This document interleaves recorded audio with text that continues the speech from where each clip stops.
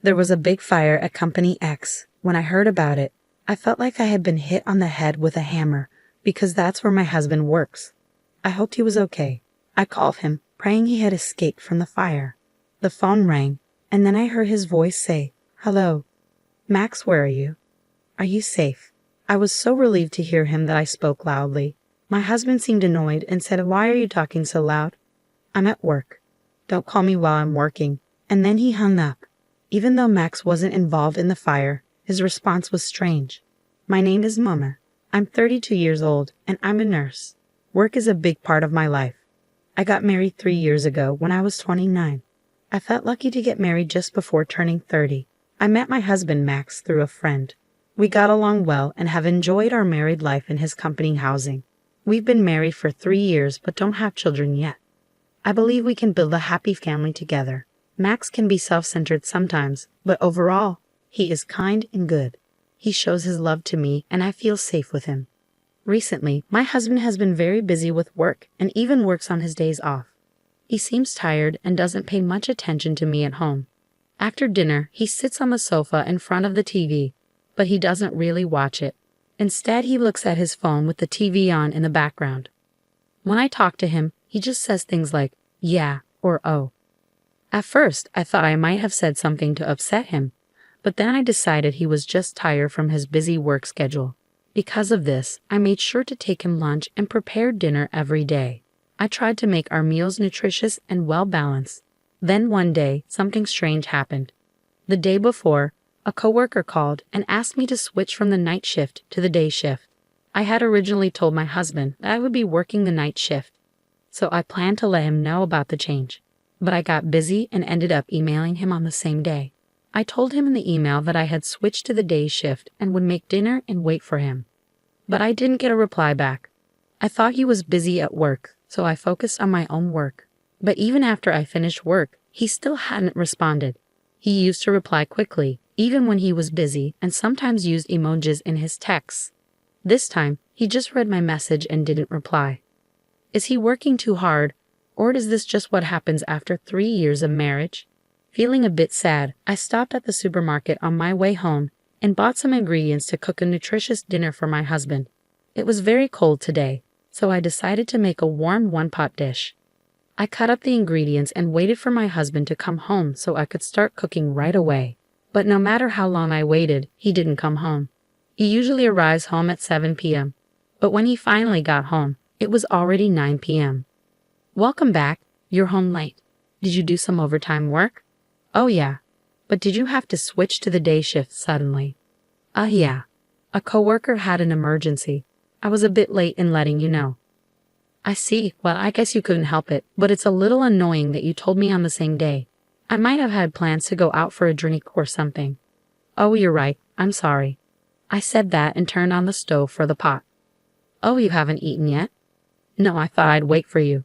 "Well, thanks, but you don't have to wait for me next time." I felt a bit sad hearing that. I waited for the hot pot to boil, and when it started to simmer, I served my husband's portion and then mine. I was starving after waiting so long and enjoyed the hot pot, thinking it was delicious. But then I noticed that my husband wasn't eating much. "What's wrong? You don't seem to be eating much." He looked a bit confused and said, "Oh yes," then added, "Actually, I was working late, and a junior colleague bought me a rice bowl, so I'm not really hungry." Okay. You should have told me that beforehand. I could have made something else or waited to cook." He seemed to notice that I was a bit upset. "All right then, put my portion in the fridge. I'll eat it tomorrow morning," he said, trying to make me feel better. Then he lay down on the couch. A few minutes later, he got up and said, "I'm going for a walk." "That's unusual," I said. He said, "I haven't been getting enough exercise lately, and since I've been working late, I need a change of pace." Then he started getting ready to go out. I felt a bit lonely sitting at the table eating the hot pot by myself, so I put my portion in the fridge too. I thought I might have eaten too much and realized my husband and I haven't spent much time together lately. I decided to join him for the walk. But when I asked, he said it wasn't good for me to walk right after eating, and that he wanted to be alone for a longer walk. So he went out by himself. I started to feel suspicious about his behavior, so I decided to follow him secretly. My suspicion turned out to be correct. As soon as I started following him, even though I tried to call out, he walked quickly and energetically. He stopped in front of a park, which is a bit far from our house. He looked around and seemed to be talking to someone on his phone. I wondered who he was talking to. A few minutes later, a car pulled up and my husband walked over and started chatting with the person in the driver's seat. It was dark, so I moved closer to the car. I could see the driver more clearly now. She had long curly hair and glossy lipstick. It was a woman, and she was laughing happily as my husband got into the passenger seat. It hit me, he must be having enough fare. By the time I thought this, the car had already driven away. I stood there stunned for a while. Then my husband sent me a text saying he had run into someone he knew and would be home a little late. Someone he knew? I didn't believe him at all. He had said he wasn't hungry because he had already eaten, but he didn't come home until after 2 a.m. He didn't even notice I was awake. He seemed tipsy and went to the kitchen for a glass of water. Lately, he's been working late only when I'm on the day shift, and it's been harder to match our days off. Yesterday he worked overtime, and today he's working on his day off. But is it really work? I can't stop wondering if he's seeing a woman I saw. I decided to look up detective agencies online and ended up requesting an investigation from the most reliable one.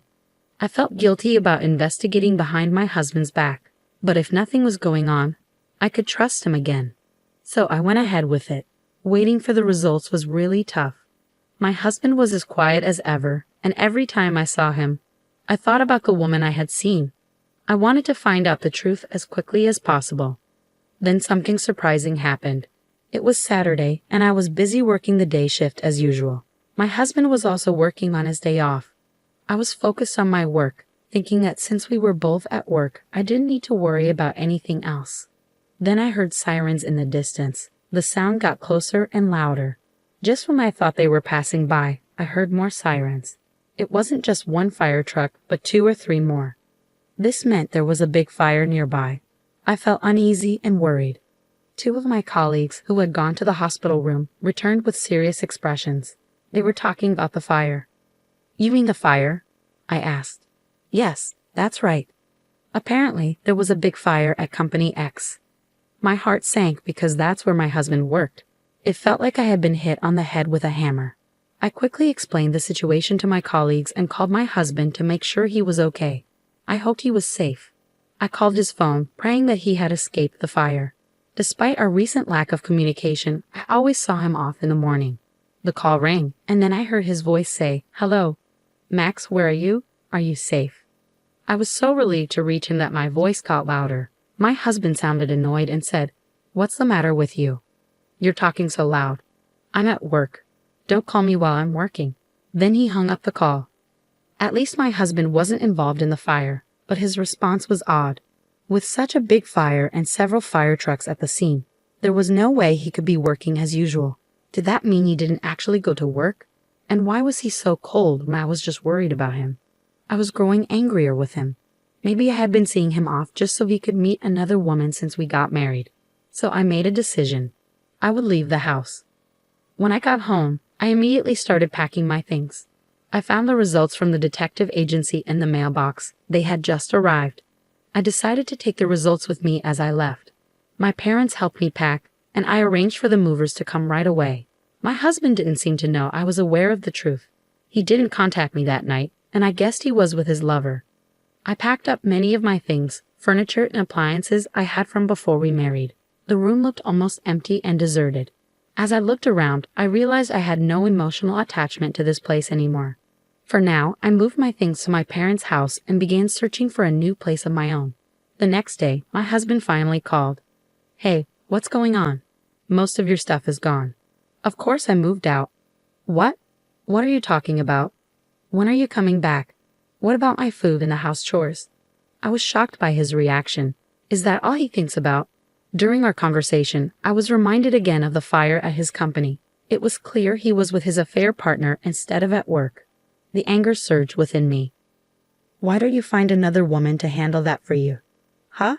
What are you talking about?" "You were with a woman named Linda today, weren't you?" "Huh? What are you talking about?" "I was at the office." "Oh, at the office? How long did you work today?" "It was a busy day. Even though it was my day off, I stayed late." I see. That's why I was so surprised you moved out. Why don't you stop lying already? Huh. You lied about going to work, didn't you? I wasn't lying. I was working. What's going on? How could you work until the evening when there was a fire at the office during the day? Huh. When I called you earlier, there were several fire trucks at your company responding to a fire. I was calling to check if you were okay. You told me not to call you while you were working, yet you acted like there was no fire. Well, and I have evidence from a detective agency about your affair. There's no way you can deny it. All further communication will be through my lawyer, and I will be seeking alimony. Oh no?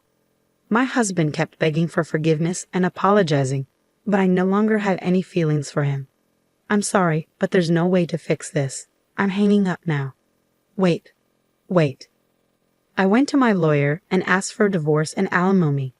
The divorce was finalized and my husband couldn't escape the consequences due to the evidence. He and his affair partner paid me a fair amount of alimony. It turned out that his partner was a junior colleague at his workplace. The news of their affair quickly spread through the company, and the timing during the fire caused a lot of negativity among their colleagues. Both my husband and his partner are now facing cold stares and feeling quite ashamed. They really deserve it. Meanwhile, I moved to a new apartment and am enjoying my comfortable single life. I'm taking my time to find a sincere man and am not rushing into a new relationship. My job as a nurse is stable, and I'm also enjoying my own time. Although I discovered my husband's affair unexpectedly due to the fire at his company, he shouldn't have had an affair in the first place. I would have found out eventually. I believe he got what he deserved. I'm now focusing on enjoying my single life and my work as a nurse.